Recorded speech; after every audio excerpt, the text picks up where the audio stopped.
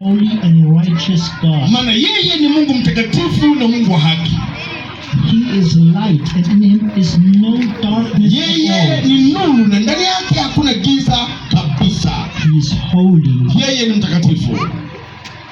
But the human person, like the human society, has a problem.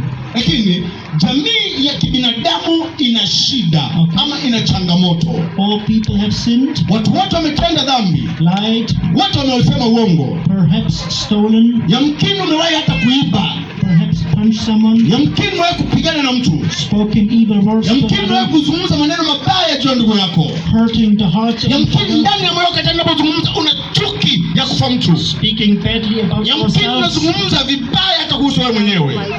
And the sin is a transgression of God's commandment. Hivyo basi dhambi ni kukiuka maagizo ya Mungu. For example, not believing in God, not believing in Him is a sin. Kwa mfano, dhambi kubwa kuliko dhambi zote ni kutokumwamini Yesu